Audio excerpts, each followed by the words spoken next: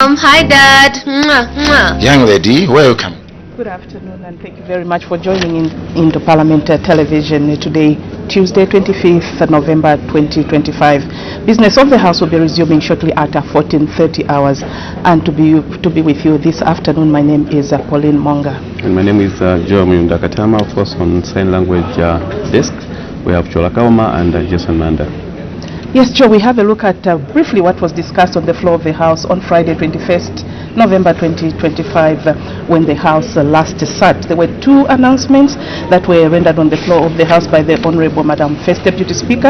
In the first one, she recognized the presence in the public gallery of pupils and teachers from Buyantanshi Open Christian Community School in Kabwe District. And on behalf of the National Assembly, she welcomed the visitors to the institution. And in the second announcement, Madam Speaker informed the House that the Research Department under the Office of the Clerk would conduct a research fair from Tuesday 25th to Thursday 27th November 2025. And there was also business of the House for the period for the period from 25th November to 5th December. That was announced by acting, or rather the leader of government business in the House. So this was announced on the floor of the House, business that will be discussed during this period. And after that, the House went on to consider agent matters without notice, and in total there were three that were considered. The first one was raised by Mr. Kalare Mukosa, Member of Parliament for Chinsali, and this was on the critical shortage of water supply in Chinsali district. This was inadmissible. And thereafter, the House did consider questions without notice during one of the Vice President's question time, and also one ministerial statement which was rendered by the Minister of Health on government preparedness to prevent outbreak of cholera across the country. And after that, there was Her Honor the Vice President's question time, and these were questions which were considered without prior notice to Her Honor the Vice President. After that, there was a ministerial statement rendered on the floor of the House by the Minister of Health, and he made a statement on government's preparedness to prevent the outbreak of cholera cases across the country, following a directive by the Honorable Madam Speaker, and in response to an agent matter without notice that was raised by Mr. Wamunyema, Member of Parliament for Nalolo. That was on Thursday, 13th November 2025. The Minister acquainted the House with the number of cholera cases that have been reported, and patients that have been discharged, and deaths that have been recorded countrywide. And the House did adjourn accordingly at 12:28 hours. Yes, so that was the business of the House for Friday last week, and just now we have a look at business of the House to be considered today, 25th November 2025. We expect to have one ruling and also agent matters without notice if there will be any, and then there will be a ministerial statement to be rendered by the Minister of Local Government and Rural Development, and this is on the purpose and utilization of the 1 million kwacha contribution from the Constituency Development Fund CDF towards the rural electrification program in all constituencies.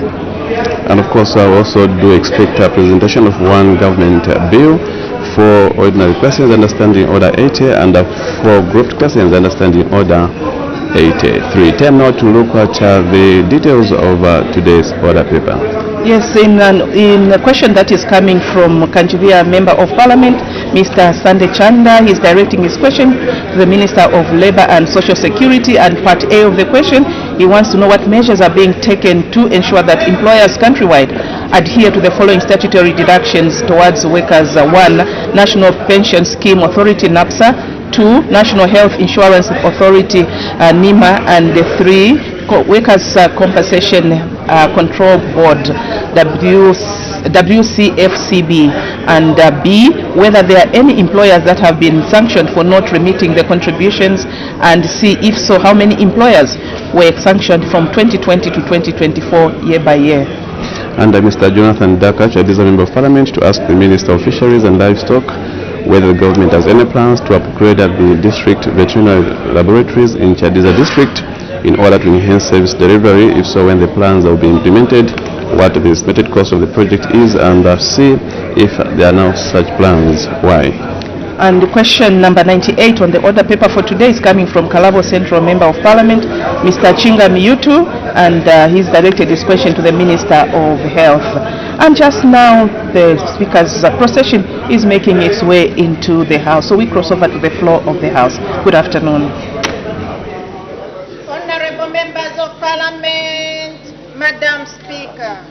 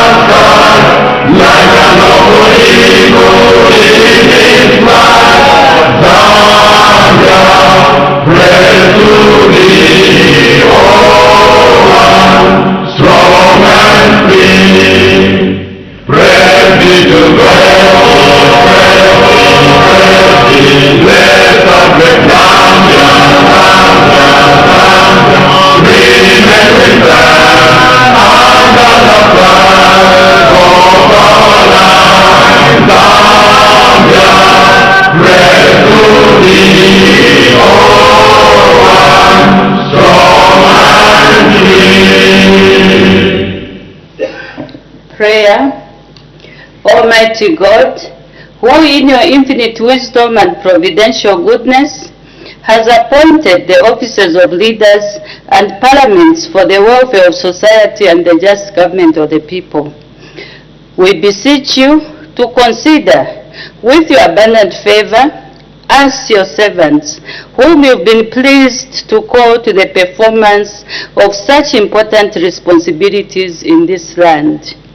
Let your blessing descend upon us here in Parliament assembled, and grant that we may, as in your presence, treat and consider all matters that shall come under our deliberation in so just and faithful a manner as to promote your honor and glory, and to advance the peace, prosperity, and welfare of our country and of those whose interests you've committed to our charge.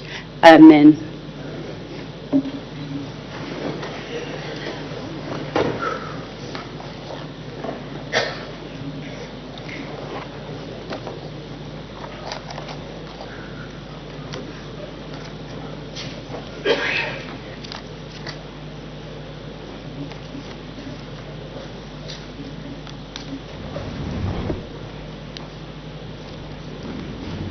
Well, good afternoon. The House will resume as soon as a quorum has been constituted. Yes, indeed. So our order paper for today, 25th November 2025, do expect one ruling, one ministerial statement, one government bill, 4 ordinary questions, 4 grouped questions, and standing on. Yes, sir, just some of the questions expected to come for consideration on the floor of the House. We have a question that is coming from Kalabo Central Member of Parliament, Mr. Chingamyutu, and his question is directed to the Minister of Education, and he wants to know whether government is aware of a systematic bureaucracy at the Higher Education Authority, HEA, which delays the process of registration and accreditation of higher learning institutions. And part B of the question, what measures are being taken to enhance efficiency in the operations of the HEA? And part C, whether government has any plans to decentralize the authority or the operations of the authorities to the 10 provincial centers. And part C, if there are no such plans, why? The C99 is expected to come from Mr. Joseph Mosanje, Bavara Member of Parliament, to ask the Minister of Health whether government has any plans to procure the following medical equipment for health facilities in Bavara Parliamentary constituency: autoclaving machines, X-ray machines, oxygen machines, ultrasound machines, CT scan, and hospital furniture. In B, if so, when the plans will be implemented, and if there are no such plans, why? And we have question number 100 coming from Federal Member of Parliament, Mr. Emmanuel Tembo, and his question is directed to the Minister of Tourism. In part A of the question is what measures government is taking to maximize tourism potential of Luangwa district, and how much revenue was collected for them. I have 4 announcements to make. Honorable members, I have received communication to the effect that in the absence of our Honor the Vice President, who is attending to other government business, the Minister of Defense, Honorable Ambrose Lufuma MP, has been appointed acting leader of government business in the House from today, Tuesday, 25th November 2025, until further notice. I thank you. A second announcement.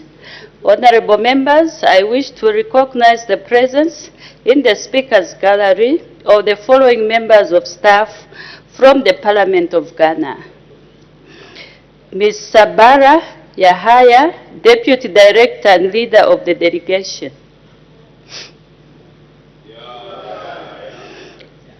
Ms. Ruby Akai, Deputy Director; Ms. Christabel Tawai, Assistant Director; Ms. Dina Hammond, Assistant Administrative Secretary 1; Ms. Elom Gabdrive, Assistant Clerk 2; Mr. Ernest Dakwai, Assistant Director 2A; Ms. Rebecca Aduma, Assistant Director 2A; Ms. Edith Anot, Assistant Director 2A; Ms. Mary Janice Bauer, Assistant Director 2; and Ms. Esther Degobai, Assistant Librarian 3. I wish on behalf of the National Assembly of Zambia to receive the guests and warmly welcome them in our midst. I thank you. You may take your seat.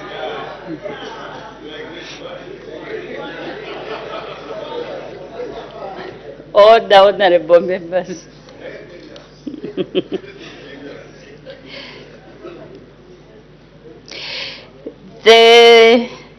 The next announcement, honorable members, I wish to inform the House that the annual general meeting for the Commonwealth Parliamentary Association, Zambia branch, will be held on Wednesday, 3rd December 2025 at 09 hours in the amphitheater at Parliament Buildings.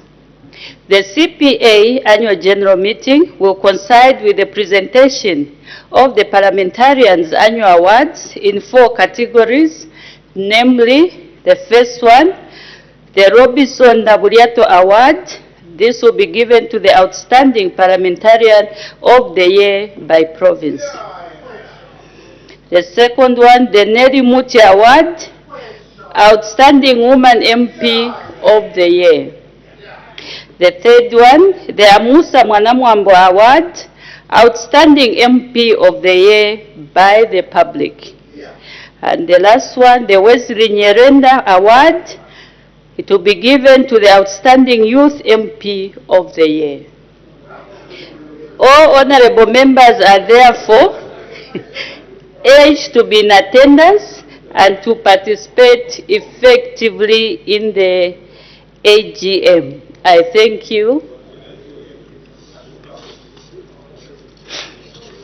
The last announcement. Honorable members, I wish to inform the House that a ruling shall be delivered at a later stage of today's proceedings and not immediately after announcements as indicated on the order paper. This decision is supported by Standing Order number 61-1 of the National Assembly of Zambia Standing Orders for 2024, which provides that the House shall dispose of business in the order it appears on the order paper or in such other order as the Speaker may, for the convenience of the House, direct. I thank you.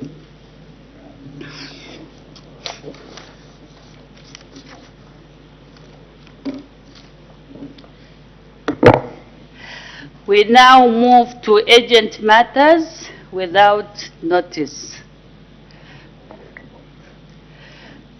The Honorable Member for Kamfisa. Madam Speaker, thank you for the opportunity to direct an urgent matter to the acting leader of government business, considering that I can't see the Minister of Tourism where I would have directed the matter. Madam Speaker, the last 2 days we've witnessed workers of the state who are wildlife officers protesting, demanding for better conditions of service. And Madam Speaker, I raise this matter because the officers in question are supposed to help us provide the necessary support to over 36 game management areas. I'm sure, Madam Speaker, for the benefit of those that are following this urgent matter without notice, we have about 36 game management areas. And one of the key components of managing these areas, Madam Speaker, is to have wildlife officers present at each and every moment. Unfortunately, we've had these very key personnel not being available because they've been complaining and demanding that they are given better conditions of service. Now, considering the sensitivity of the work that they do, Madam Speaker, I thought that this is an urgent matter that required government intervention to ensure that these game management areas are well policed and we deal with this sensitive matter relating to the conditions of service. I direct the matter to the acting leader of government business. Is it in order, Madam Speaker, not to assure people that are stationed in these localities that government is resolving this problem? Otherwise, if these game management areas, Madam Speaker, are left unattended to, we might have a serious crisis, which I believe you are already aware. You are already aware, Madam Speaker, that MPs from these areas have been complaining that there's been this challenge of people coming into conflict with animals. I seek your indulgence, Madam Speaker. Thank you. The Honorable Member for Kamfisa, you can come up with an urgent question. The Honorable Member for Chiengi.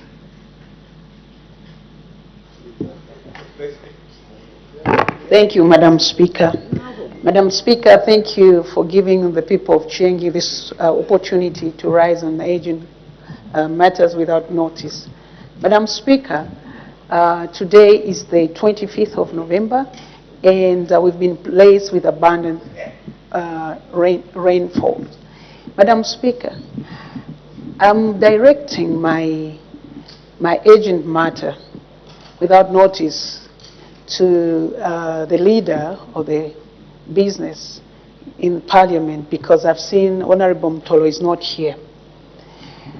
Madam Speaker, the people of Chiengi supplied maize to FRA, and as we speak today, only I think only a quarter have been paid for the maize which was collected by FRA. Now, Madam Speaker, how are we going to expect our people to till the land and produce according to the statistics that I've heard the President was talking about? Up to date as we speak, people cannot go and buy fertilizer or anything because the government is still owing them in Chiengi. I would like to find out, Madam Speaker, through you, I need your indulgence.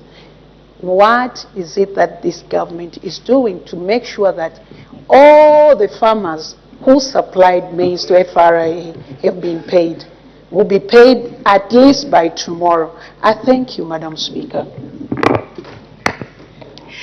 The Honorable Member for Chiengi, I think it must have been a week ago, there was a ministerial statement that was given by the Honorable Minister of Agriculture over the payments of farmers. Maybe you were not in the House, and according to the rules, we cannot repeat the similar matter within the same period. There was a ministerial statement. So because of that, Honorable Member for Chiengi, we cannot repeat or ask the Honorable Minister to repeat the same statement. So you may find another platform, it's a very important issue, or engage the Honorable Minister of Agriculture. Find another platform so that you can be attended to. The Honorable Member for Serenge. Thank you, Madam Speaker, for according the people of Serenge to do an urgent matter without notice. This one is directed at the Minister, the Justice and the Agriculture. In their absence, I would like to direct it at the leader of government business. It's almost similar, except it's in other dimension as to what Chiengi has just raised. This is to do with those farmers who have supplied maize, but unfortunately, due to nature, others are no more. And looking at the distances where they are being told to go and get the orders of appointments from the High Court, it's quite expensive, even in terms of expenses to travel and sleep that side. So we are asking at Serenge how best some interventions can be done, so that these people, instead of traveling all the way from Serenge, probably even other countries, sorry, other towns, they might be experiencing the same thing. So we just want your intervention to see how best these people can be helped in terms of getting the orders of appointments. Which people, Honorable Member, are traveling? Those people supplied maize to food reserve. They have died. That's why I said they are no more. They have died. So now for the people to get orders of appointment, they have to go to the High Court. For example, all the way from Chitambo or Serenge, they have to go into Kawe, those administrators. So now probably maybe someone supplied maize at 5,000, just as an example, and then you need probably to even spend 6,000 to go and get those orders of appointment. Thank you. Or even in Manyinga, I think it's almost the whole country, Madam Speaker. I don't know, maybe it's just specific to Serenge, but the Honorable Member for Serenge, I think that can come in a form of a question to our the Vice President, so that we hear indeed how many people are in that situation. Please come up with a question. Thank you. We make progress. I have permitted the Honorable Minister of Local Government and Rural Development to present a ministerial statement. The Honorable Minister of Local Government and Rural Development.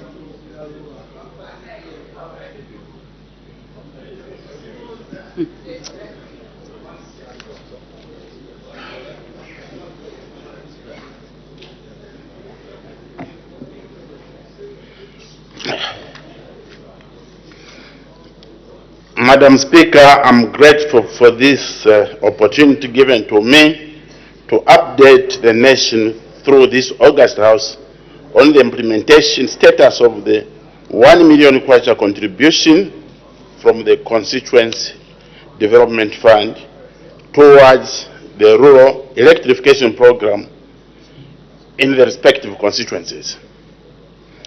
This 1 million kwacha, Madam Speaker, is meant to be applied towards electrification of projects for the identified public institutions of critical social and economic importance in both rural and peri-urban areas, as determined by the local authorities.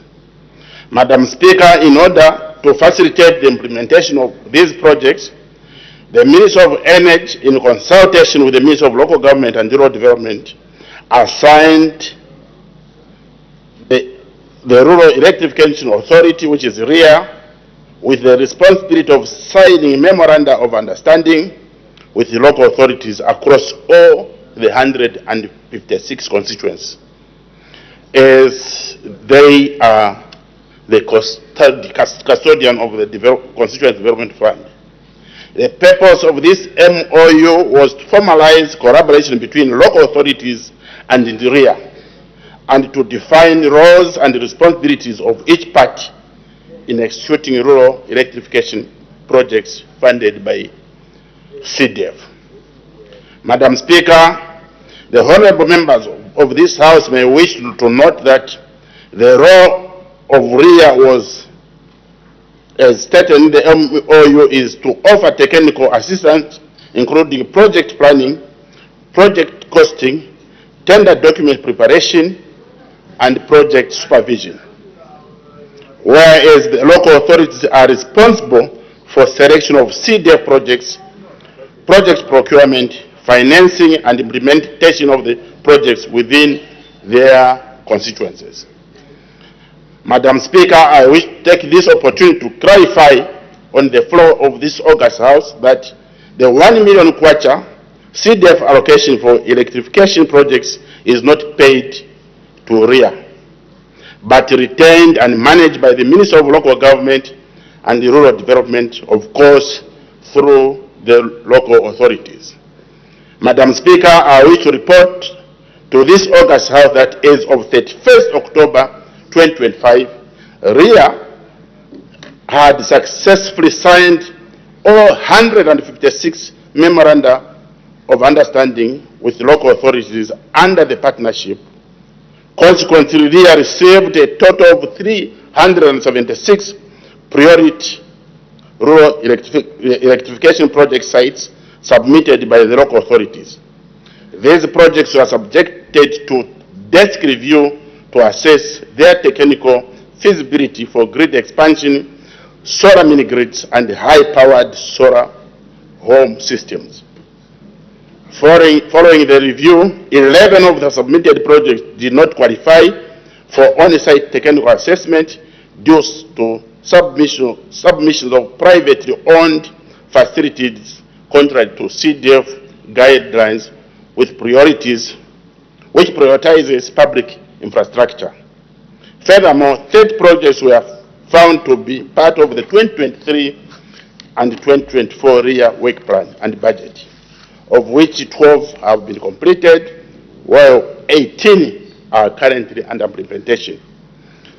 Madam Speaker, by 31st of October 2025, REA had completed feasibility studies for 218 sites, while 117 sites remain pending on site technical assessment. Of the 218 assessments, 113 projects were fully packaged and submitted to the respective local authorities for procurement of contractors. In addition, 45 of these 113 package projects had progressed to evaluation stage, resulting in 32 projects successfully completing the procurement process. I'm pleased to report that 22 projects are currently under implementation and 10 projects comprising 1 grid extension and 9 solar installations have been completed and technically commissioned. These completed projects are located in Solwezi West, Rufunza, Lumezi, and the Chirabombe parliamentary constituencies.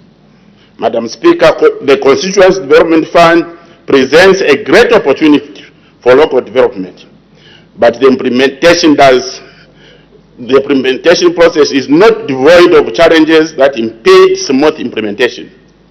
With regard to implementation of the rural electrification program through CDF, the major challenge experienced is attributed to the fact that electrification in some constituencies demand much more than 1 million kwacha given the high cost of energy infrastructure projects.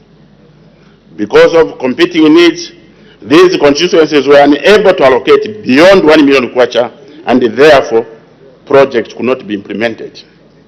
Madam Speaker, to address this challenge, RIA, in collaboration with the Ministry of Local Government and Rural Development, is considering the implementation of bulk procurement for solar systems. These systems will be installed in public facilities across all the 127 constituencies that have not yet utilized their 2023-2024 Constituency Development Fund allocation of 1 million kwacha. Under this intervention, at least 5 public facilities in each constituency will be electrified using solar energy. Through this effort, Madam Speaker and members of Parliament, government is proactively accelerating the electrification agenda to ensure that communities across Zambia derive tangible and sustainable benefits from the rural electrification program. As I conclude, Madam Speaker, allow me to take this opportunity to thank honorable members of Parliament for their continued oversight and support regarding implementation of rural electrification program. I urge members of Parliament to continue working closely with the communities in determining the best approach to electrifying the rural areas and uplifting the lives of our people in rural communities. Madam Speaker, in addition, additional information has been provided in all the honorable members of Parliament's pigeonholes on the cost of the rural electrification technology, as well as the status of the 376 priority rural electrification projects. Madam Speaker, I thank you so much and urge members of Parliament to make sure that they go through the information put in the pigeonholes so that they cross-check on the areas that we intend to electrify as we do the bulk buy for 127 constituencies that never utilize the CDF money. Thank you so much. Thank you. Honorable members are now free to ask questions on points of clarifications on the ministerial statement presented by the Honorable Minister of Local Government and Rural Development. The Honorable Member for Chitambo. Madam Speaker, I'm so grateful. Honorable Minister, I just wanted to know where the challenge is, because your explanation today seems to suggest that this money was not paid to RIA and the money is sitting with you at local government.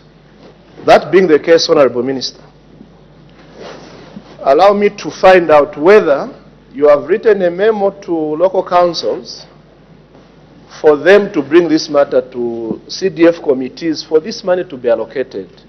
Because it appears we are being told that this money, since it was gotten centrally, it shall be used by your ministry. Is that the case? I thank you, Madam Speaker. Thank you. The Honorable Minister of Local Government and Rural Development. Madam Speaker, thank you so much, and Honorable Member of Parliament for Chitambo. I would like to thank you for that follow-up question. If you did get me correct through you, Madam Speaker, I said the memorandum of understanding that was done was between the local authorities and the area.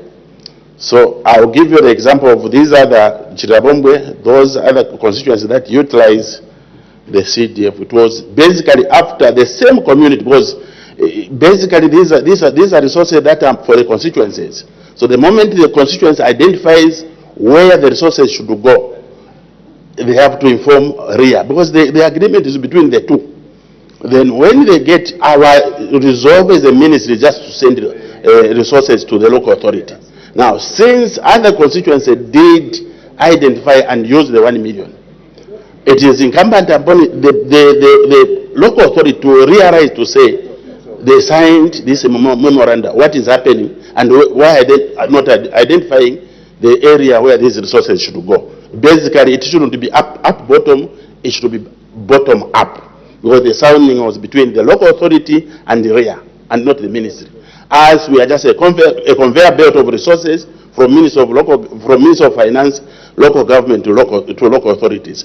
Of course, because we have realized to say there has been like I say, competing needs with the local authorities. Because when we release money, we don't say this money released is for REA. No, it's for the projects that you have applied and you wish to undertake at that particular time. So since we have realized as a ministry to say local authorities, they haven't prioritized despite them signing memorandum of understanding, we are taking it upon as a ministry to say, please, members of parliament together with the constituencies and also these CDF committees help us to identify these areas so that we use the 1 million, because the period has been too long despite councils signing this. So basically the onus is upon the CDF committee to realize, to say there was this that was signed, and therefore we have to make sure that we use this money. So since it has taken long, as a ministry we want to take it up and make sure that people benefit from this 1 million question. Thank you so much. Thank you. The Honorable Member for Shiwangandu. Thank you so much, Madam Speaker. Honorable Minister, I think you honorable members have been taken aback, because when we had a caucus in 2023 in the amphitheater, where the Minister of Energy brought REA, that was not the discussion. I think honorable colleagues who agree, who attended that discussion, we agreed that the money was going to be deducted at source, and we agreed on the scope of works that were going to be undertaken in various constituencies. And we did ask the question why the money was uniform, 1 million across board. They gave us an explanation. It's not us who suggested, Madam Speaker, it was REA that came to us and proposed that for us to make it, for REA to make it easier, get to our constituencies and do extension programs, they needed that money to be deducted at source. And we have been waiting on the progress, and that's why you have been asking, because that money was deducted in that particular fiscal year from the source. So I don't even know how now the CDF committee, because it was deducted just like it has been for ambulances, for motor vehicles of the police, they deduct and buy motor vehicles and deliver. That was the mode that was going to be used. Now it seems now we are starting afresh. We need to just probably, Minister, we may need an engagement, because you have just explained your part of the money. But the people that proposed that deduction was not your ministry, it was our colleagues from Ministry of Energy who came with that idea. So to get from you, we don't want to crucify you, because you are explaining as the person that administers CDF, those people, my colleague Minister of Darkness there. That's why what is your question, Honorable Member for Shiwangandu? Madam, the question is, when can we have a common position which is going to give comfort to the honorable members? Because now positions are changing. From the initial agreement that we had with REA through the Minister of Energy, responsible. We are at sea here now, Madam Speaker, and I think my colleagues will agree with me. You were not there, you didn't attend the Are you through with your question? Madam, I'm through with my question. We want to have a common understanding from the two ministries, because they're just given the side of the money. I thank you. The Honorable Minister of Local Government and Rural Development. Madam, thank you so much. And Honorable Member of Parliament for Shiwangandu, thank you for that follow-up question. Madam Speaker, what I have stated is the clear position. Yes, he has given examples of ambulances that were procured centrally. Of course, everyone was informed to say such an amount has been deducted and the procurement was done centrally. The other comforting aspect from the Honourable Member of Parliament to say Shiwangandu constituency did sign with the local authority in Shiwangandu signed with the RIA. Basically, ours was just to facilitate that they get into agreement, not to deduct money at source. No, it's now that we have realized to say it has taken a long time. Sorry, out of the 156 constituencies, 127 they haven't yet utilized CDF. That's when we said the best now we can do is let us utilize the resources at the central position so that benefits go to the people. So that's the clear position that I have to say. There was nothing like, Minister of Local Government will procure everything and distribute to constituencies. No. It was basically to bring the local authorities and RIA to have an agreement. Thank you so much. Thank you. The Honorable Member for Chiengi. Thank you, Madam Speaker. Honorable Minister, the money was deducted, and my concern is that the 1 million kwacha we are talking about, in the first place, is not even enough like for a place like Chiengi. So I would like to find out, since you've said there's informational pigeonholes, I would like to find out if your ministry has already allocated the institutions which should be connected by RIA using the 1 million, because that 1 million sounds like it's just for one school or two schools.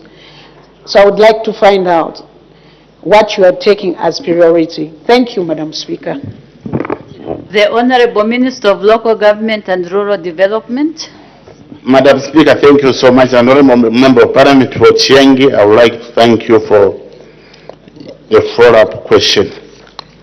Madam, in the information that is in the pigeonholes, it states, and the members of Parliament will see it for themselves, the grid, when we talk of the cost, grid extension cost per kilometer is estimated at 658,000 kwacha.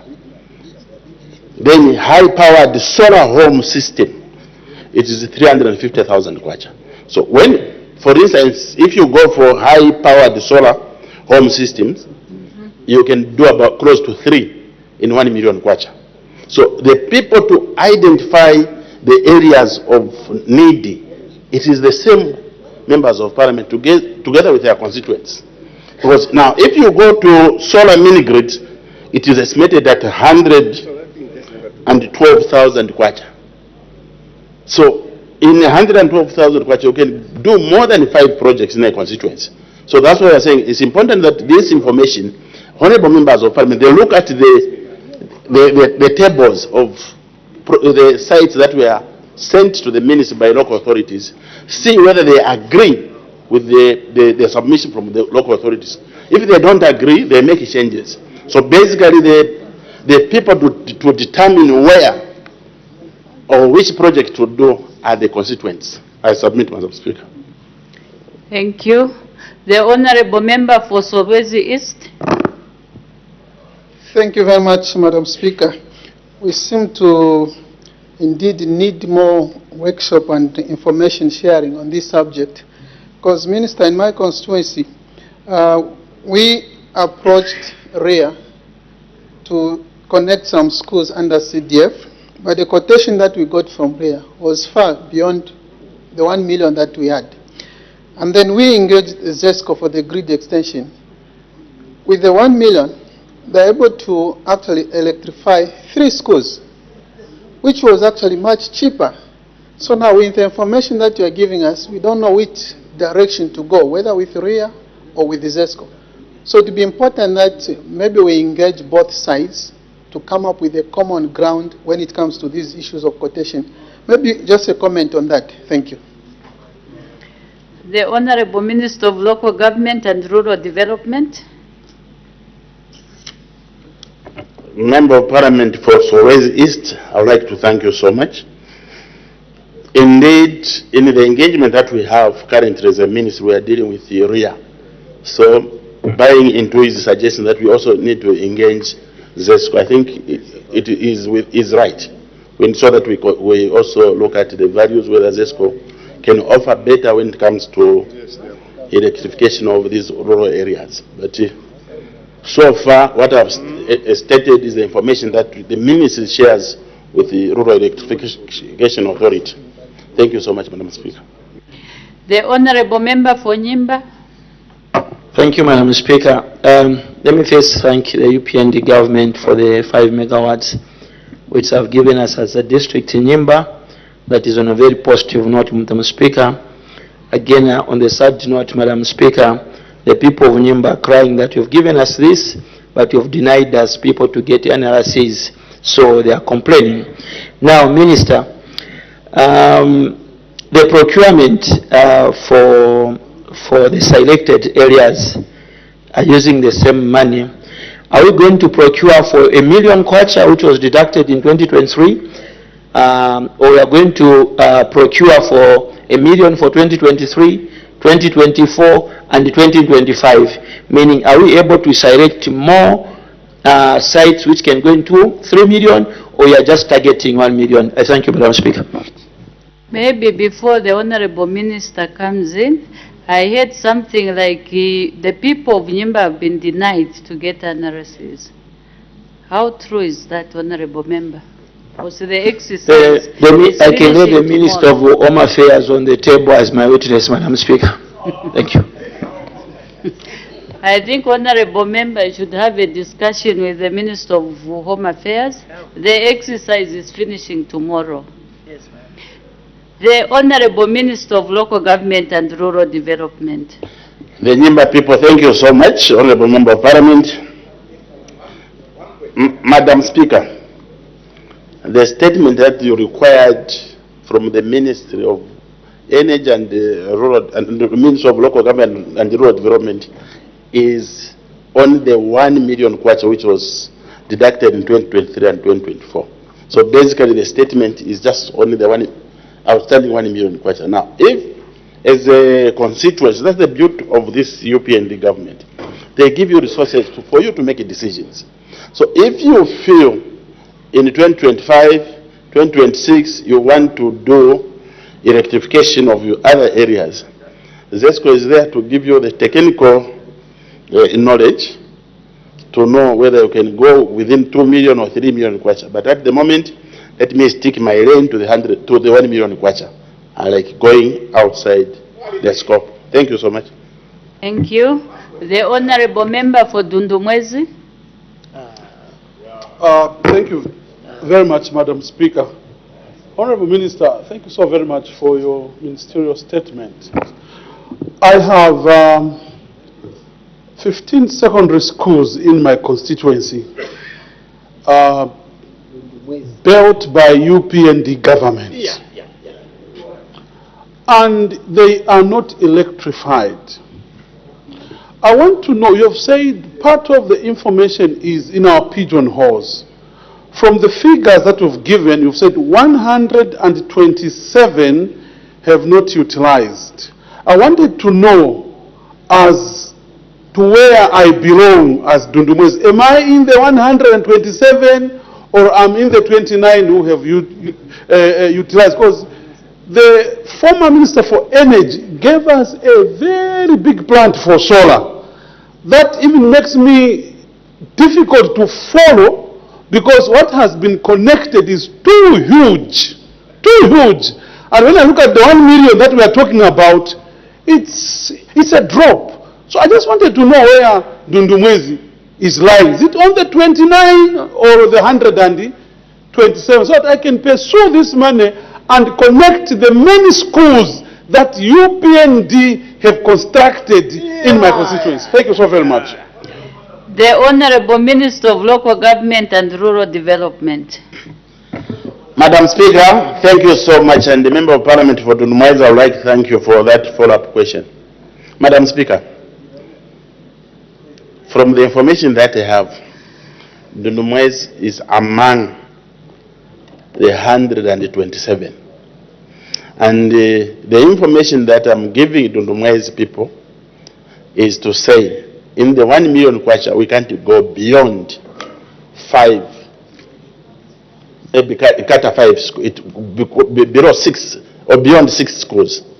So if you have built 6 schools or 15 schools, this 1 million kwacha, under the scope that we have, we can't go beyond 6 schools. So 15 million kwacha, they still have money. 2025, they are receiving a lot of money. Under CDF, they can go and plan. Or go to Minister of Energy so that they are addressed. The matter is addressed. So let me stick within the 1 million kwacha, Madam Speaker. Thank you. The Honorable Member for Chitambo. Thank you very much, Madam Speaker. Madam Speaker, the question from Dundumwezi, when he was applying his mind to this question, he did mention that actually the 1 million kwacha is just a drop. Madam Speaker, these words don't sound very well to the people of Chitambo. Because, Madam Speaker, there were 2 ministers, and the minister, through your office, came up with a workshop, Madam Speaker. And in that workshop, we were told how important the 1 million kwacha was. And, Madam Speaker, we are meant to believe that this 1 million kwacha will go a long way in our constituencies. Is that member of Parliament for Dudumwezi, Madam Speaker, to come here and demean the 1 million kwacha, which was allocated by government, to the people of Chitambo and say it's just a drop in an ocean? Madam Speaker, I need your serious ruling. Can you cite the standing order, Honorable? Madam Speaker, 71. Madam Speaker, you must be telling the truth all the time, with facts. And you should substantiate why he thinks it's a drop in an ocean, when actually this money, we still value it and we want it to be utilized in our constituencies. I thank you, Madam Speaker. The Honorable Member for Chitambo, you have debated your point of order. You have even indicated how important that 1 million is to your constituency. I don't know what ruling I can make. We know that the 1 million is very important to all of us. It was a nice debate, Honorable Member for Chitambo. The Honorable Member for Kanyama. Here we are. Thank you, Madam Speaker, and thank you, Minister, for your statement. Madam Speaker, I've got a challenge in the manner through which, the 5% administrative fund that the local authority manages, coupled with the disaster component, where when you want to inquire, no one will give you a straightforward answer on how these funds have been utilized. Now, we are saying we give this 1 million component into to be administered by the local authority. Now, my question is, how assured or how guaranteed are we that these authorities, the local government authority, will administer these funds or utilize these funds in the manner that is required under the MOU that is being signed? Madam Speaker, I submit. The Honorable Minister of Local Government and Rural Development. Madam Speaker, thank you so much, Honorable Member of Parliament for Kanyama. I would like to thank you. Madam Speaker, the councils or local authorities, they have been handling a lot of money from the time UPND government, UPND formed government, in terms of constituency development fund. When you talk of the initial money that was given in 2022 is about 25.7.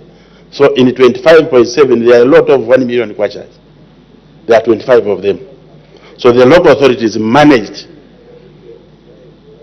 So sometimes later, I know we still have some bad eggs in the system. But generally, when you are seeing these projects that are being commissioned everywhere in all the 156 constituencies, they are worth more than 1 million kwacha. So let us have confidence to say local authorities will do a good job. Already 29, they have shown their commitment, they have delivered. 127 They have not yet. We want to take it centrally so that we acquire for the people to benefit. The required result is this money should be accounted for in terms of what it was apportioned for. Thank you so much, Madam Speaker. The Honorable Member for Luena. Thank you very much, Madam Speaker. Honorable Minister, thank you very much for the statement. Seeing that you are indicating that the ministry, and that's your ministry, has observed that there are delays in this process, is one of the options you are considering, or in other words, are you also considering handing over this money back to the local authorities so that they can do procurement in the same way that we do the procurements for all the projects that are located under CDF? Thank you. The Honorable Minister of Local Government and Rural Development. Madam Speaker, thank you so much. And Honorable Member of Parliament, I would like to thank you so much. Madam Speaker, the window of opportunity was given to all the local authorities to utilize the 1 million kwacha. And out of the 156 parliamentary constituencies, only 29 utilized the resources. 127 they haven't utilized. And the people want results, including members of parliament. So as a responsible ministry, we want to drive the agenda. And like taking it back to the local authorities that were given a window, a huge window actually to carry out the activity. And only 29 responded positively, 127 they haven't done anything. Time is running out. We need to deliver results to the people. The 1 million kwacha should go in terms of what the people desire. Thank you so much, Madam Speaker. Thank you. The Honorable Member for Chipili. Thank you, Madam Speaker. Minister, you are talking about 1 million, which was deducted from each constituency. And this money is seated in one of the banks, accruing interest. My question is, why are you talking about just 1 million instead of telling us how much that has been accrued from this bank, wherever this money is? Thank you, Madam Speaker. The Honorable Minister of Local Government and Rural Development. Chipiri Member of Parliament, I would like to thank you for the follow-up question. And Honorable Madam Speaker, UPND is a very, very smart government, extremely smart government. We don't keep money even as a ministry. The money is kept by the Minister of Finance. When we require, we write to the Minister of Finance the release, and that's what we utilize. We don't keep in any bank. I submit, Madam Speaker. Thank you. The Honorable Member for Chadiza. Thank you very much, Madam Speaker. Honorable Minister, different facilities have different energy demands. Therefore, we don't expect a standard approach to this problem. So I want to find out, Honorable Minister, whether this 1 million kwacha has provided fiscal space for technical support, because we understand that different facilities will require different sizes of these solar facilities. So have we put aside a certain amount of money in the 1 million to facilitate technical support? Madam Speaker, I thank you. The Honorable Minister of Local Government and Rural Development. Madam Speaker, thank you so much. They understand, RIA and the Minister of Government, the Minister of Local Government and Rural Development, including local authorities, it is one government. So what RIA did, the role of RIA was to do exactly the technical aspect of the project. They know where it can suit and how much it can cost. So a lot of the technical response can only be given by RIA and not Minister of Local Government. Thank you so much, Madam Speaker. Thank you. The Honorable Member for Lubansenchi. Madam Speaker, thank you so much for permitting the people of Lubansenchi to ask a follow-up question.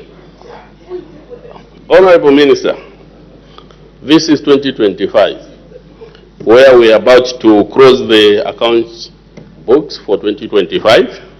And this money, 1 million, Madam Speaker, we are talking about the fiscal year for 2024.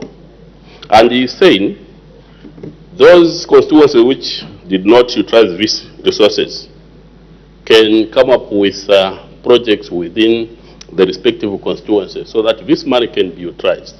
Now, the question from the people of Rwansenshi is that, Honorable Minister, this 1 million, according to your statement, which is kept by Minister of Finance, is it under 2025 national budget or is for 2026 budget, so that people can able to know that yes, this 1 million is under 2025 national budget, and when we need this money, it will come, or if it's 2026. I submit, Madam Speaker. The Honorable Minister of Local Government and Rural Development. The Rwansenshi people, thank you so much, and the Honorable Madam Speaker, I would like to thank you. The 1 million question, Madam Speaker, that we are talking about falls under the 2024 national budget, and it shall be so. Even when we plan, we shall be planning for the 1 million kwachas for 2024 and not for 2025 or 2026. Madam Speaker, I thank you. Thank you. The Honorable Member for Chipiri, you have another question. Thank you, Madam Speaker. That's the point of order, Madam Speaker, on the Minister. When he was responding to my question, in his statement, he said the local authority are the ones who are keeping this money.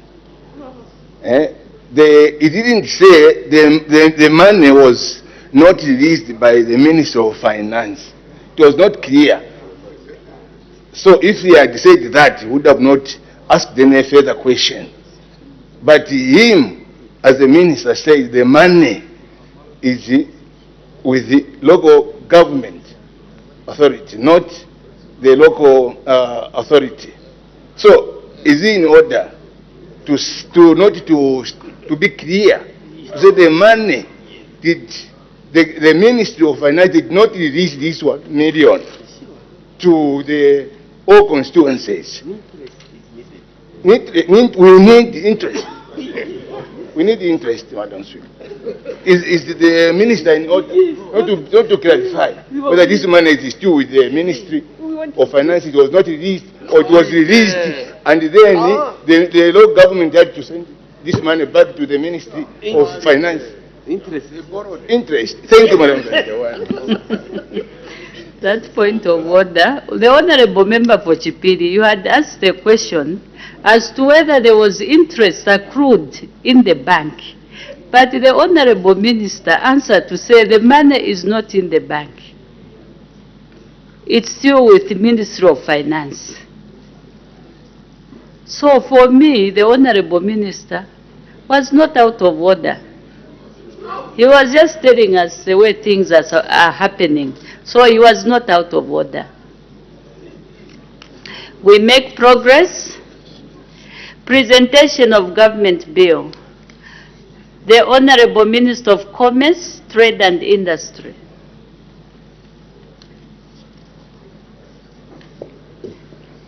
Thank you, Madam Speaker. I beg to present a bill titled The Companies Amendment Bill 25 of the year 2025. The object of this bill is to amend the Companies Act so as to A, prohibit the operation of an entity as a company without incorporation, B, revise the grounds on which the registrar can reject an application for incorporation, C, give effect to the financial action task force recommendations relating to beneficial owners of legal persons, D, impose a penalty on a company that continues to carry on a business with members or share capital below the prescribed minimum. E, revise the penalty on a company that continues to carry on a business with members or share capital below the prescribed minimum. F, prohibit the issue of a bearer share warranty. G, revise the provision relating to documents to be lodged with the annual returns of a company. H, revise the grounds on which the registrar may deregister a company. And I, provide for matters connected with or incidental to the foregoing. Thank you, Madam Speaker. Let the bill be read the first time. The Companies Amendment Bill, National Assembly Bill number 25 of 2025. The bill stands referred to the Committee on National Economy, Trade and Labor Matters. The committee is required to submit its reports on the bill to the House in due course. Honorable members who wish to make submissions on the bill are free to do so within the program of work of the committee. Questions for oral answer under Standing Order number 80. The Honorable Member for Kanchibia. Question 96, Madam Speaker. The Honorable Minister of Labor and Social Security.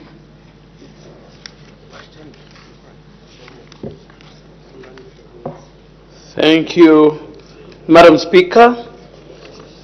The Honorable Member for Kanchibia has asked the Minister of Labor and Social Security the questions as follows. What measures are being taken to ensure that employers countrywide adhere to the following statutory deductions towards workers' contributions? 1, National Pension Scheme Authority. 2, the National Health Insurance Management Authority, NIMA. 3, the Workers' Compensation Fund Control Board. And in B, whether there are any employers that have been sanctioned for not remitting the contributions at A. And in C, Madam Speaker, if so, how many employers were sanctioned from 2020 to 2024, year by year? Madam Speaker, I thank the member for the question. Focusing on the National Pension Scheme Authority, what measures are being taken to ensure that employers countrywide adhere to statutory deductions towards workers' contributions? The National Pension Scheme Authority, NAPSA, remains committed to safeguarding the sustainability of the National Pension Scheme by ensuring full compliance with the National Pension Scheme Act number 40 of 1996. To this effect, the authority has implemented a comprehensive compliance framework covering registration, submission of returns, remittance of contributions, and accurate reporting by employers. Madam Speaker, the key interventions are as follows. 1, NAPSA has put in place, in line with the New Dawn administration's way of work, integrity, guided by integrity, good governance, dialogue, and methodical approach to work, NAPSA has put in place a segmented risk-based compliance approach. In here, employers are categorized using the risk differentiation framework, RDF, and the OECD compliance improvement model to ensure that interventions are tailored to the compliance profile of each employer as opposed to a uniform approach. And number 2, facilitative interventions for willing but struggling employers. There's a category. So under here we have educational engagements through webinars and sector-based seminars. 2, collaborations with unions, associations, payroll software providers, and recruitment agencies. Next one is engagements with government ministries and state-owned enterprises, mobile outreach and on-site registration exercises, and enhanced online self-service through the iCare platform, and issuance of compliance certificates to incentivize timely remittances. Number 3, corrective and enforcement actions for persistent defaulters. Madam Speaker, here interventions include targeted employer inspections, prosecutions, issuance of warrants of distress, and indeed structured settlement agreements and debt swap arrangements. Number 4, legislative reforms. Madam Speaker, NAPSA is supporting amendments to the National Pension Scheme Act to do the following: mandate return submissions, strengthen record-keeping obligations, address gaps affecting enforcement, and enhancing penalties for non-compliance. And 5, adoption of digital compliance tools, automated SMS, emails, and social media reminders, integration with payroll systems to minimize reporting errors, data sharing platforms with other statutory bodies to enhance compliance monitoring. And 4, monitoring and evaluation. Compliance levels are monitored, Madam Speaker, through dashboards and key performance indicators, KPIs, enabling timely enforcement actions and data-driven decision-making. These, Madam Speaker, are the measures, these measures collectively demonstrate the authority's multifaceted approach to achieving voluntary compliance while maintaining strong enforcement capacity where necessary. In B, Madam Speaker, whether the question from the Honourable Member for Kanchiwia asks whether there are any employers that have been sanctioned for non-remittance, and if so, how many were sanctioned from 2020 to 2024, year by year. Madam Speaker, yes to the Honourable Member. Yes, employers who failed to remit contributions were sanctioned in accordance with the provisions of the National Pension Scheme Act. A total of 15,121 employers were prosecuted between 2020 and 2024, as summarized below. Year by year, Madam Speaker, the numbers prosecuted in 2020, 2,643. In 2021, 1,625. In 2022, 2,118. 2023, 4,006, Madam Speaker. 2024, 4,729 in total. 15,121, which includes both the private sector and the public sector. NAPSA remains steadfast, Madam Speaker, in balancing facilitation with enforcement to protect the pension rights of workers, while supporting employers in meeting their statutory obligations in a responsible manner. Madam Speaker, the National Health Insurance Management Authority, while it sits at the Ministry of Health, they are participant to the services, the insurance services for the health of our workers. And so a similar question was asked: what measures are being undertaken to ensure that employers countrywide adhere to statutory deductions towards workers' contributions?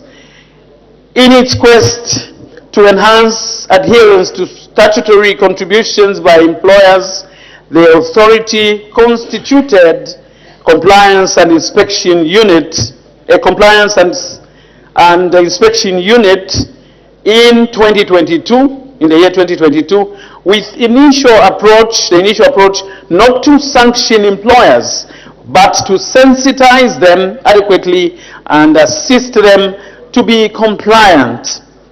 Among these were quasi-parastatal or government institutions like councils.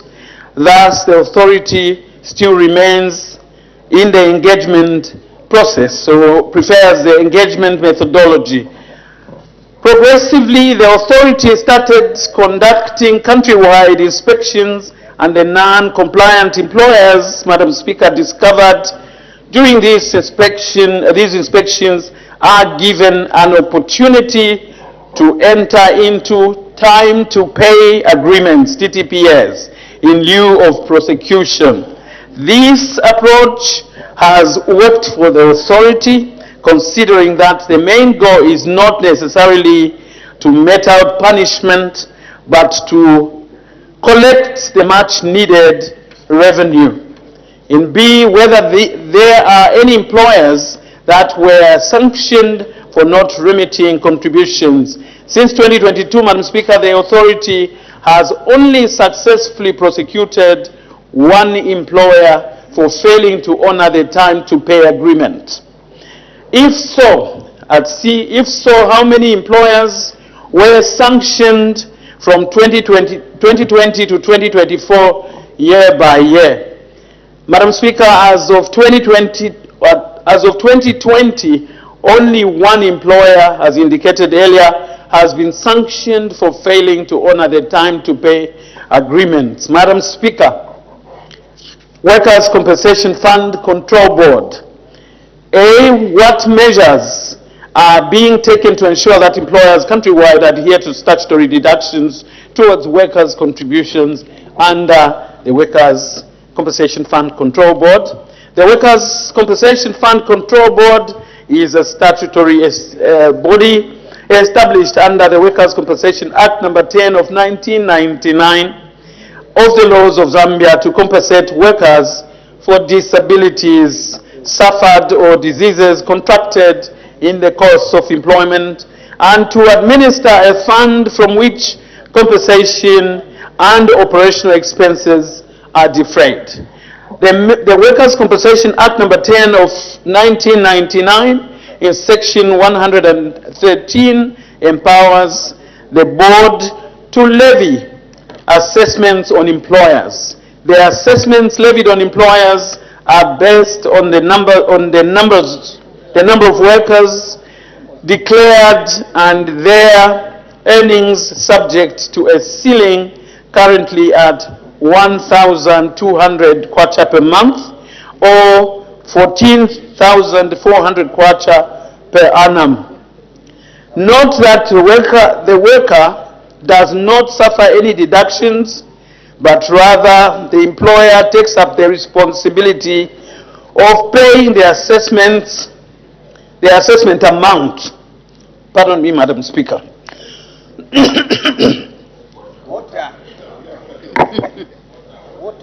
Open it for me, please. Oh, no.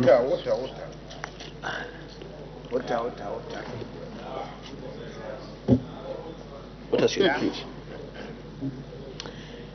I will begin at note that the worker does not suffer any deductions, but rather the employer takes up the responsibility of paying assessment amount. In an event that the employer fails to pay the assessment amount levied on them, the Workers' Compensation Act number 10 of 1999 has made provisions of how assessment amounts in default are recovered. In B, what measures are being taken in order to ensure that employers countrywide adhere to statutory deduction towards workers' contributions under the WCFCB?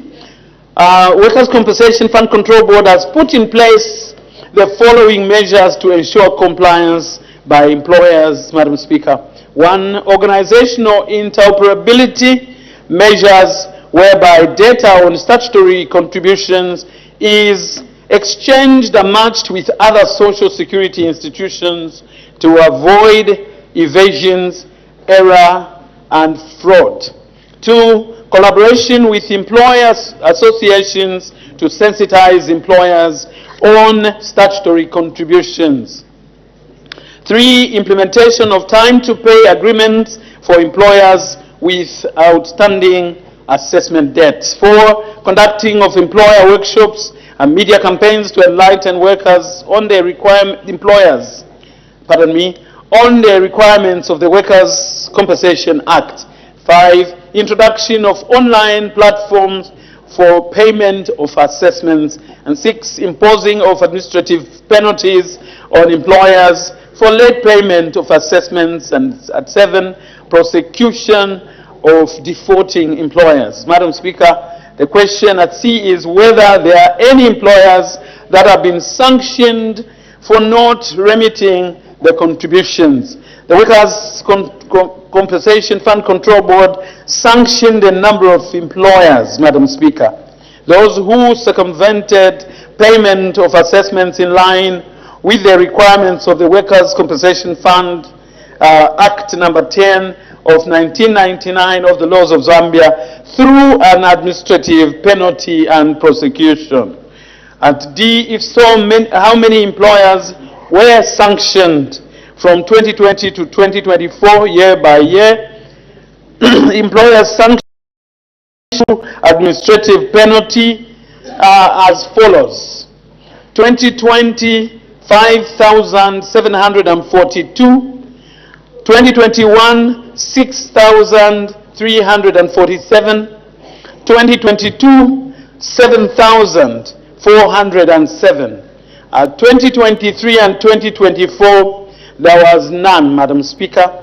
Penalties in these 2 years were waived. In these financial years were waived to provide relief to employers in response to the drought situation in the country. At table 2, employers sanctioned through prosecution 246, 2021 232, 2022 151, 2023 432, and 2024 112. Madam Speaker, I thank you. Thank you. Supplementary questions. The Honorable Member for Kanchibia. Madam Speaker, thank you so much, and allow me to thank the Honourable Minister for the comprehensive response. Thank you so much. The follow-up question, Madam Speaker, would be when the Ministry intends to publish a transparent national database or periodic compliance reports indicating employers who are in arrears, those under enforcement action, and the amounts recovered, so that Parliament and the public can track adherence to labour laws. Madam Speaker, thank you. The Honourable Minister of Labour and Social Security.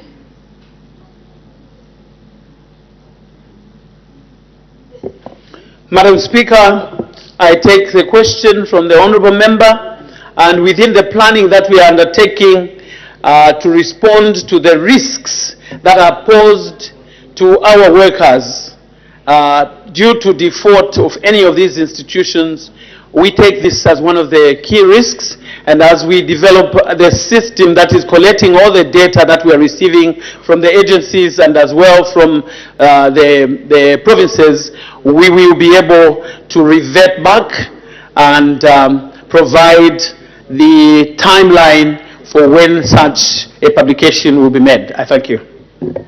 The Honourable Member for Lubasenshi. Madam Speaker, thank you so much for the opportunity once more. Honourable Minister, my question is anchored on the issue of compensation. In your statement, you said the severe disability you give it up to the maximum of 1,200, if I got you right. Now, Madam Speaker, if you look at an employee who happens to be a breadwinner and is involved maybe in a road traffic accident, or maybe at a workplace like in the mines where someone maybe lost a leg, this person will have permanent disability and will not work anymore.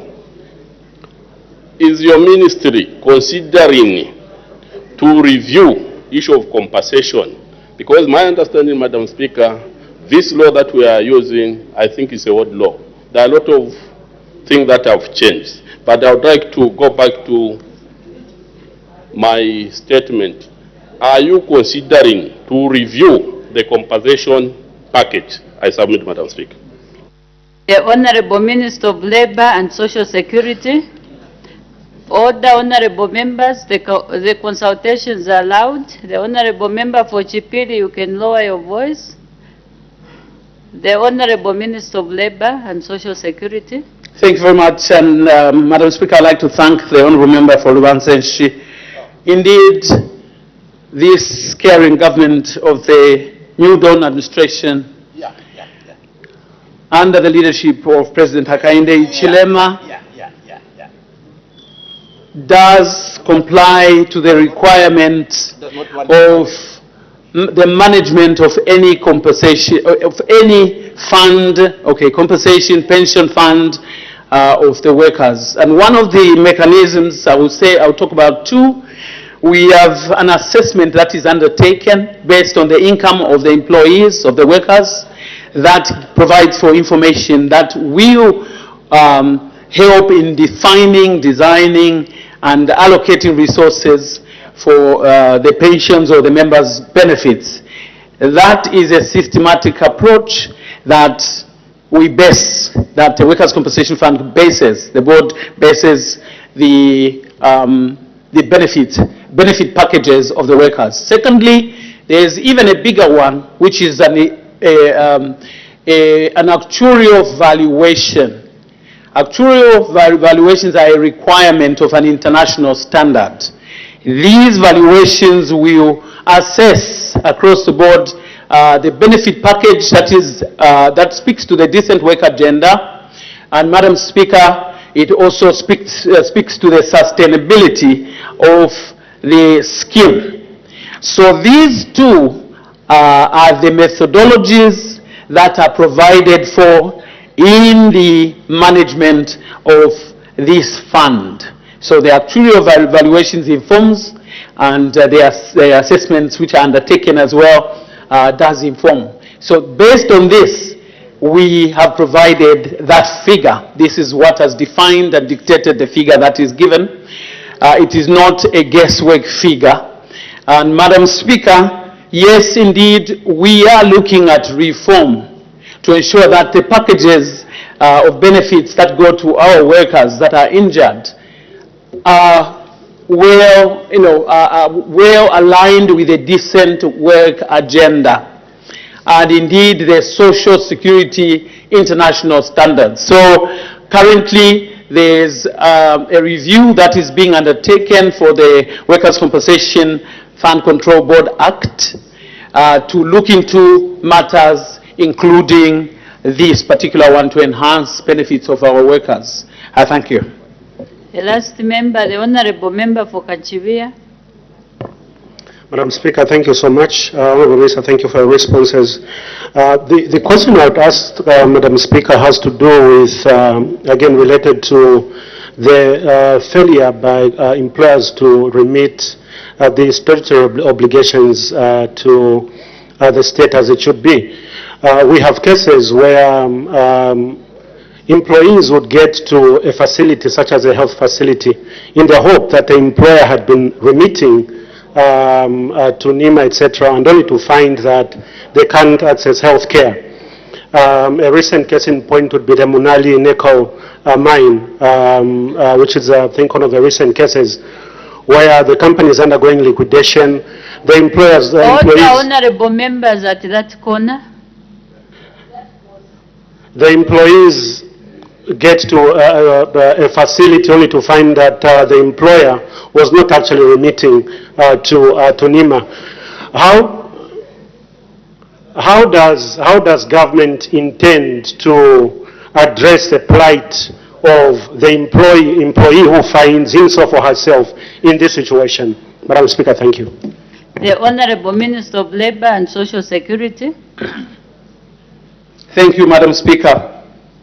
Indeed, Madam Speaker, I can only agree with the honourable member that is a concern, a genuine concern, a concern that we must all share in.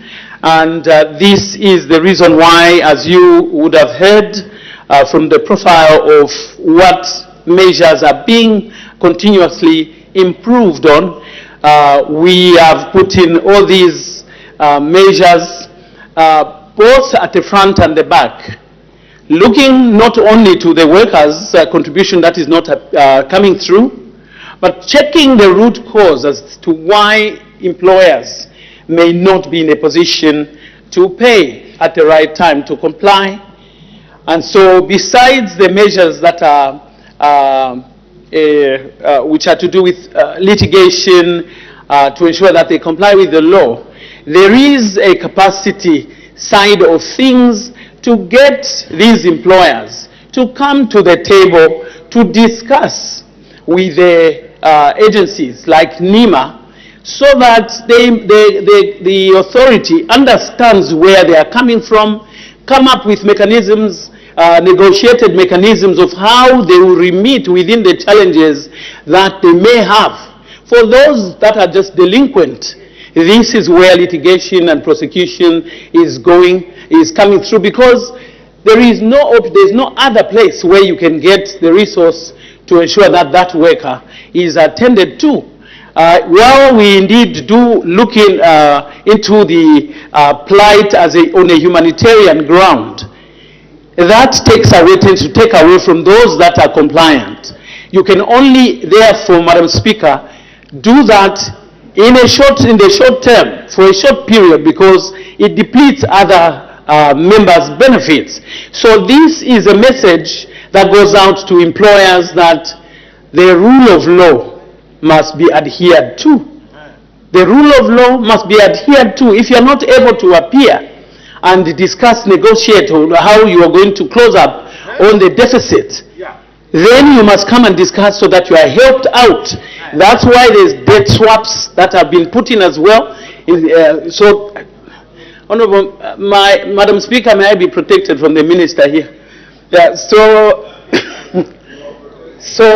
we are engaging, working together with the authorities, with the boards, the pension scheme funds, to ensure that we broaden measures, learning from others, benchmarking from others within the region and beyond, within the ILO membership, so that we find better ways, even better ways to improve on mechanisms for compliance. But as it is, every one of those employers out there must come to the table if they have problems. If they don't show up, then we have got no choice but put across litigation. I submit. Thank you. We've spent some time on this question. We make progress. Next question, the Honorable Member for Chadiza.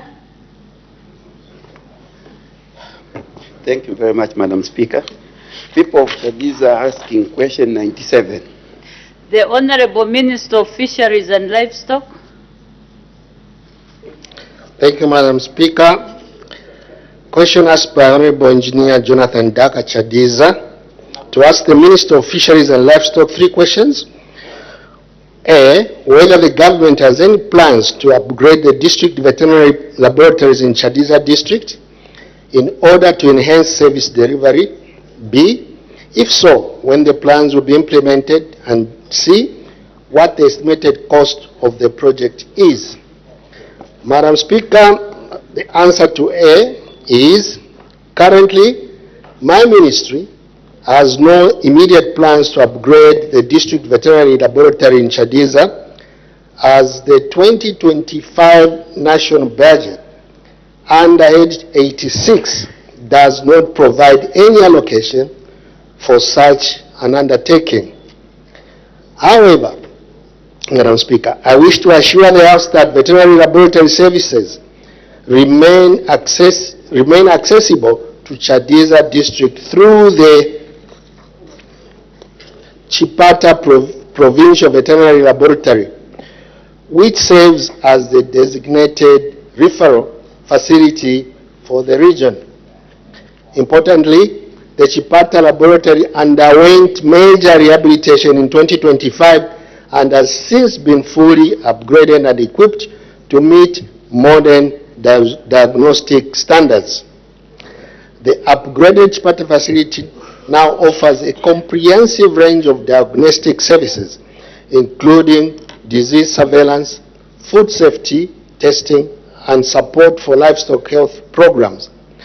These services effectively cater to the needs of Chadiza and surrounding districts, ensuring that farmers and stakeholders continue to receive timely and reliable veterinary diagnostics despite the absence of a dedicated upgrade for the Chadiza laboratory. This August House, Madam Speaker, may wish to note that my ministry is implementing a comprehensive strategy under the Animal Health Act number 27 of 2010 aimed at strengthening disease control and veterinary services across the country. In this regard, Madam Speaker, Cabinet has recently approved the Animal Health Registration of Laboratories Regulations 2025.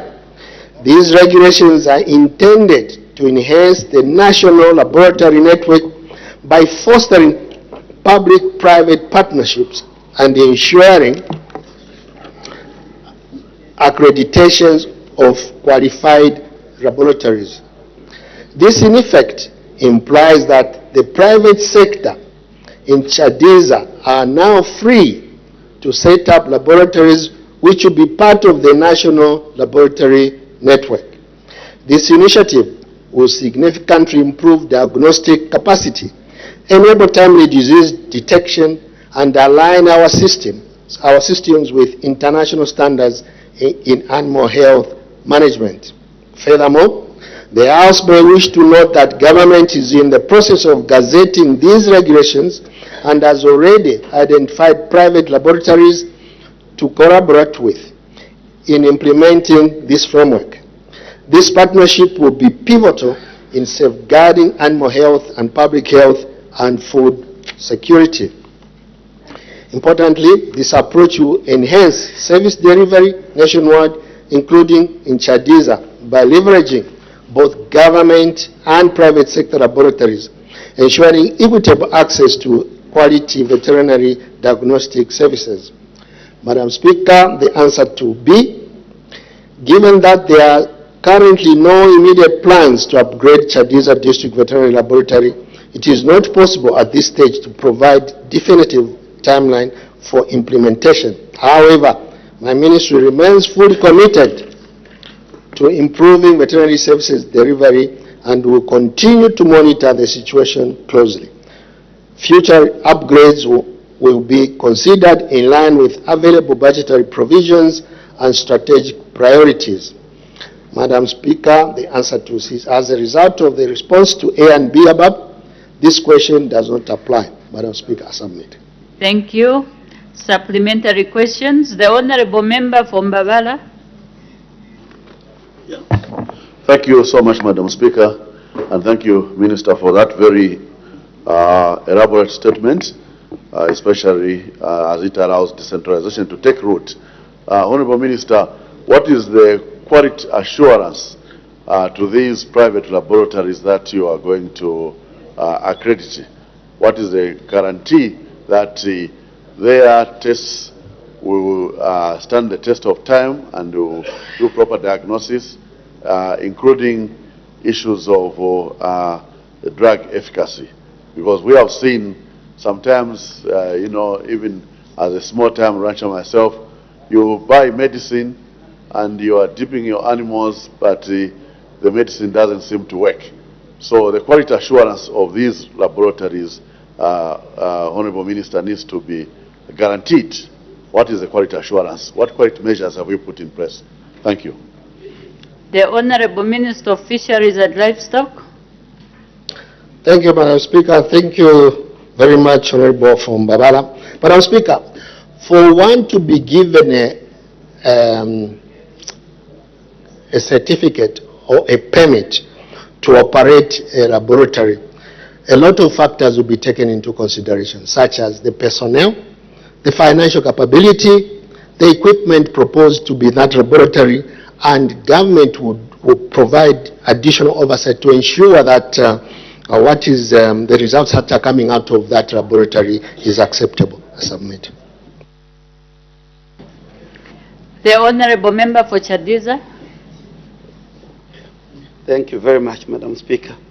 Honorable Minister, in case you are not aware, our cattle population in Chadiza stands at over 50,000, and our goat population stands over 30,000, and then the pigs over 48,000. And in that vein,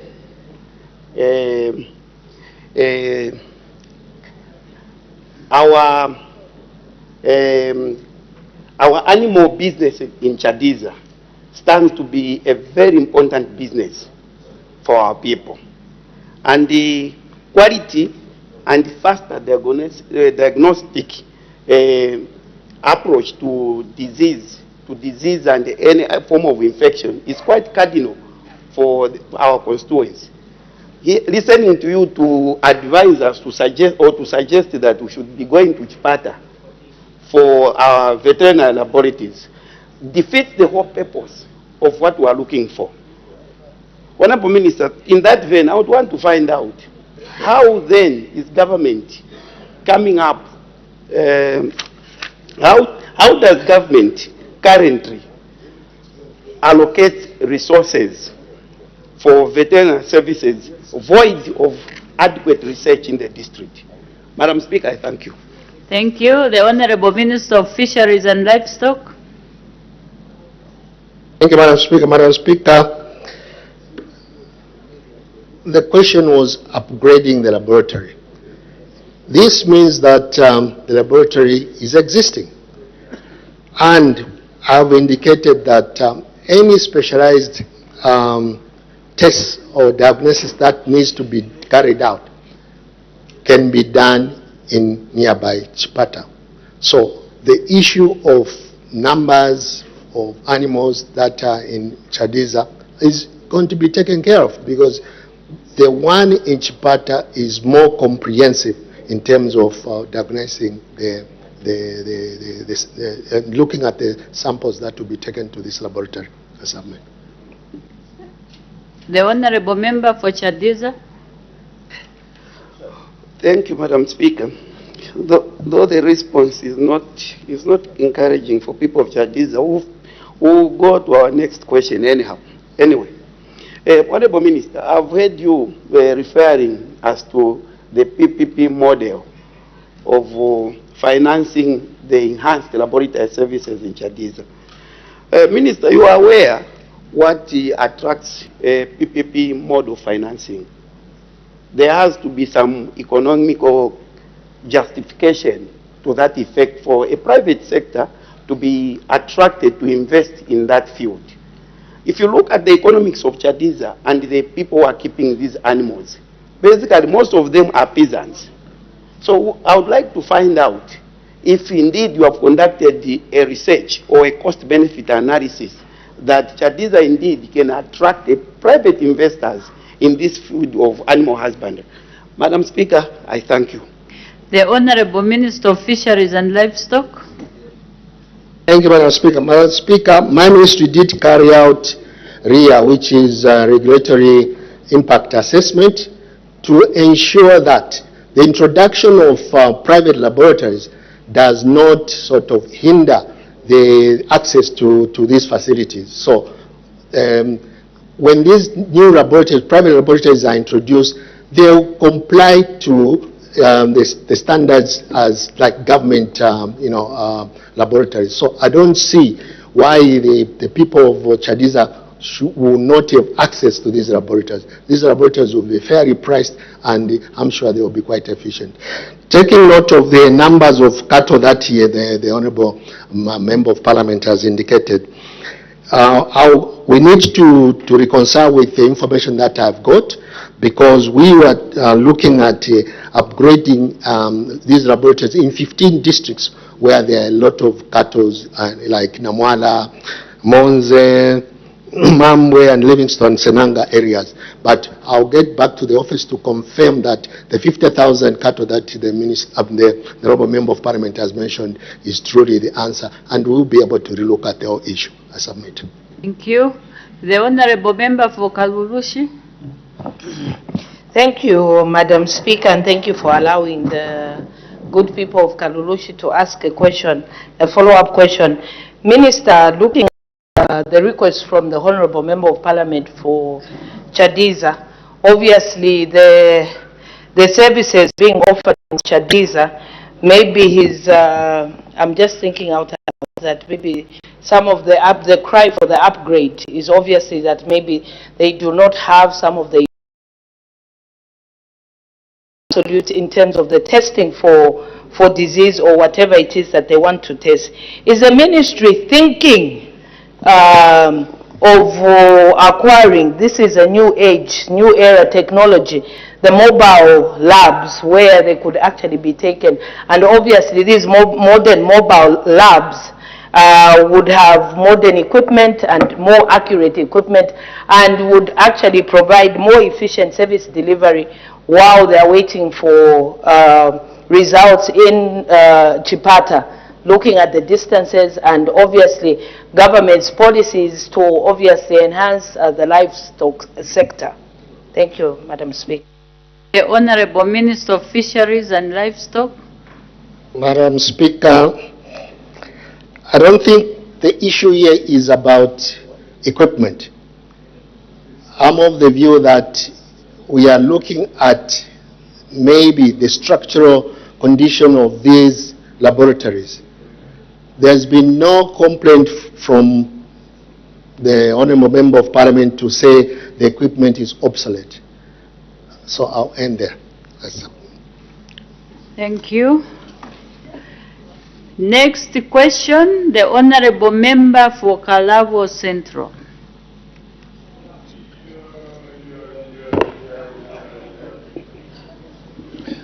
Thank you, Madam Speaker. Question number 98. The Honourable Minister of Education. Thank you, Madam Speaker. Mr. Mioto of Kalavo Central constituency asked the Minister of Education, A, whether the government is aware of the systemic bureaucracy at the Higher Education Authority which delays the process of registration and accreditation of higher learning institutions. B, what measures are being taken to enhance efficiency in the operations of the Higher Education Authority. C, whether the government has any plans to decentralize the operations of the authority to the 10 provincial centers. And D, if there are no such plans, why? Madam Speaker, I wish to clarify and inform the House that A, the government is aware of some delays experienced in the registration and accreditation of higher education institutions by the Higher Education Authority. These delays do not arise from unnecessary bureaucracy, but from quality assurance requirements aligned with international best practices, incomplete submissions from some institutions, reliance on specialized learning program experts, as well as capacity constraints arising from the expanded mandate under the Higher Education Amendment Act number 23 of 2021. B, Madam Speaker, to enhance efficiency in operations, the Higher Education Authority has instituted several measures. These include the digitization of accreditation and registration processes, the introduction of accreditation windows to streamline workflow, the expansion of the learning program expert database, implementation of fast-track review sessions, temporary staffing measures to address workload peaks, and continuous capacity development to strengthen internal technical competencies. C, Madam Speaker, while core higher education authority operations remain centralized, decentralization efforts are underway. The authority completed a restructuring exercise with the Management Development Division, which provides for 2 regional offices. And D, Madam Speaker, as decentralization plans are currently being implemented, the question of why no such plans exist does not arise. Madam Speaker, I thank you. Supplementary questions? I see none. We move to the next question. Next question, the Honorable Member from Mbabala. Pardon?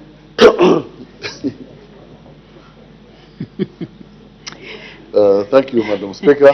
The Honorable Member for Mbabala, sorry, you may take your seat. Let's try to indicate on time. The Honorable Member for Kalabo Central has got a supplementary questions to his question. Yes, thank you, Madam Speaker. Honorable Minister, I thank you for the responses. On the matter of decentralization, I feel there's a need to enhance those measures to make sure that the Commission decentralizes at least to the provinces. For example, Honorable Minister, if the country, like certain ministries or certain, Teachers' Council, they have a center on the Copper Belt, they have a center on the northern side, plus the center in Livingstone, so that the country is regionalized. And there are such motives as short-term, whilst trying to decentralize to all the 10, but in case of regionalizing, like zoning up the provinces, and there are such measures. Thank you, Madam Speaker. The Honorable Minister of Education.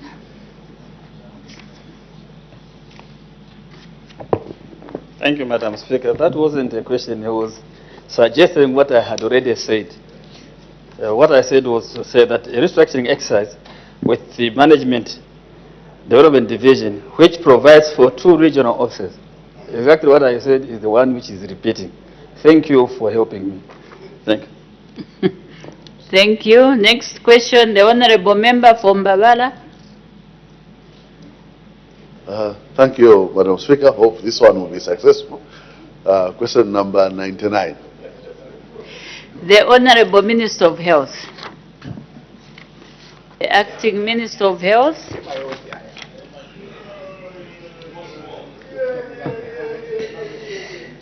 Madam Speaker, the question comes from the Mbabala Member of Parliament asking the Minister of Health whether the government has any plans to procure medical equipment for health facilities in Mbabala constituents, parliamentary constituents, and is pointing out these machines. Number 1, autoclaving machines, anesthesia machines, X-ray machines, oxygen machines, ultrasound machines, CT scans, hospital furniture.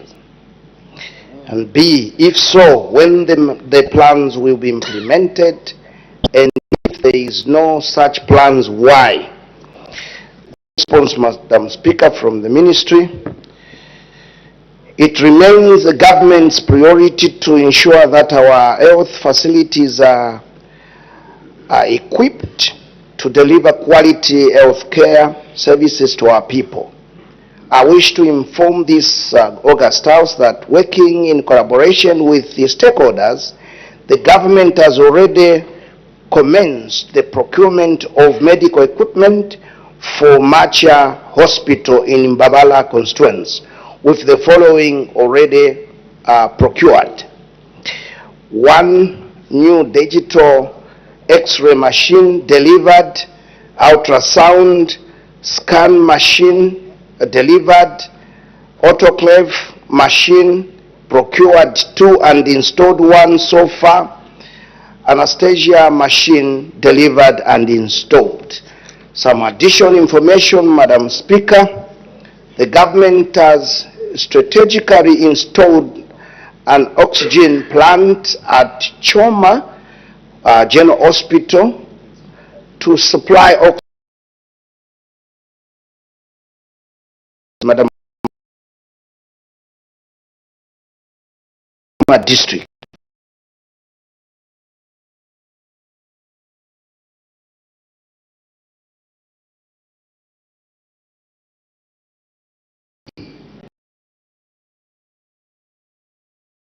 Nevertheless, the community will soon have access to CT scan services at Choma General Hospital. At present, Macha Hospital requires skilled human resource to operate the newly installed equipment so that the facility can provide the much needed healthcare services to the community. B, the plans, Madam Speaker, are implemented on a rolling basis according to the hospital medical equipment plan. And C, follow because the plans are being implemented. I thank you, Madam Speaker. Thank you. Supplementary questions. The Honorable Member from Mbabala. Thank you so much, Madam Speaker, and thank you, Honorable Minister, Acting Minister of Health, for this very comprehensive and very welcome, nice answer. We are happy that government is procuring these very important services for our people in Mbabara and the surrounding communities. As you may know, Madam Speaker, Macha Hospital serves people from my brothers in Namwara, from Pemba, even Choma itself, Monze, and many other surrounding districts. They do come to Macha Hospital for various specialized services, including ambulatory services. Therefore, Madam Speaker, I would like to know from the Honorable Minister, what is the population requirement for a CT scan? As the technology is advancing, diagnosis also needs to be advanced for us to do quick and quality diagnosis on our patients. What is the population requirement for us to have a CT scan at Macha Mission Hospital? I thank you. Thank you. The Acting Minister of Health. Madam Speaker, I think the honorable member is asking the ministry or the minister the population. But I think this is the way we classified the medical facilities. It's not about the population, but we classify equipment would be procured and installed.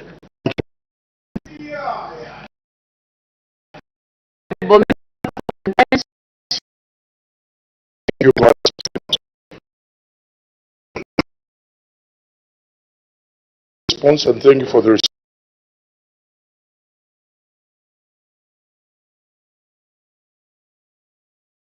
Yesterday,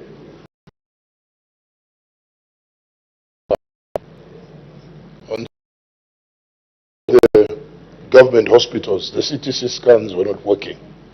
They had actually been found with faults. So the minister mentioned that the CTC scan will be provided at Choma General Hospital. Considering the importance of this equipment, when are you actually going to procure so that it services the people of Mbabala and the surrounding areas? And please take note of my earlier concern of what is happening on the Copper Belt. Thank you. The Acting Minister of Health. Madam Speaker, the ministry has actually procured CT scan in Choma General Hospital, and the people of Mbabala constituents, they should be able to be serviced by Choma General Hospital. I thank you. The Honorable Member from Mbabala. Thank you so much, Madam Speaker. I would like to congratulate the new Dawn UPND government, especially the Minister of Finance and His Excellency President Hagan Hichilema, for the improved rating from S&P, global rating on the financial indicators. Madam Speaker, the commitment and the purchase of this equipment by the new Dawn UPND government for the people of Mbabara and Choma signifies that our people are beginning to reap the benefits of this excellent economic management. I thank you. The Acting Minister of Health. Madam Speaker, is just thanking this government of, our policies which are working within the health sector, and we just want to say everyone must appreciate what the government is doing in the health sector. Thank you. Next question, the Honorable Member for Feira.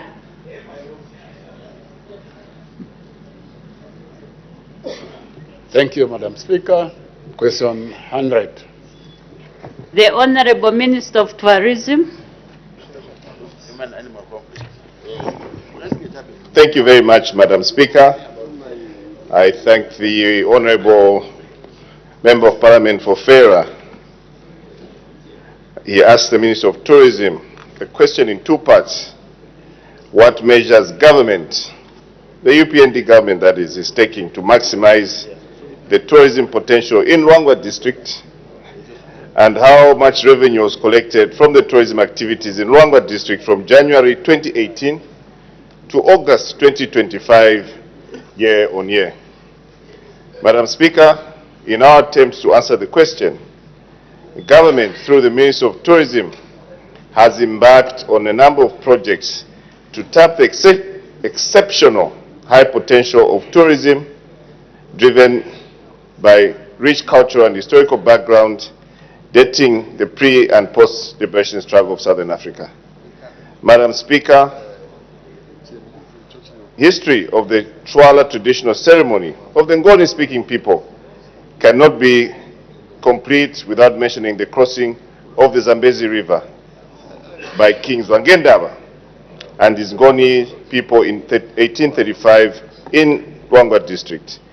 This district also is renowned for the Lower Zambezi National Park, which is one of the 20 national parks in our country, which extends to Rufunsa, Chongwe, and Chirundu district, and is celebrated for its abundant and rich diverse wildlife, including large elephants and hippo population. To maximize potential in Luangwa district, Madam Speaker, government has instituted a number of activities which are and not limited to the following.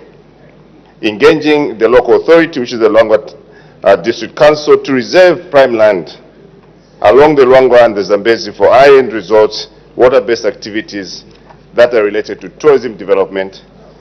We are working with the Ngoni Royal Establishment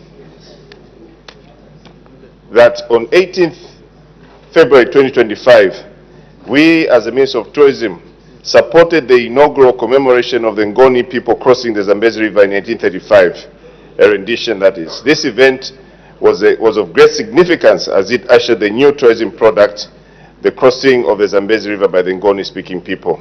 In this regard, Madam Speaker, we're looking forward to having the establishment impress itself as an annual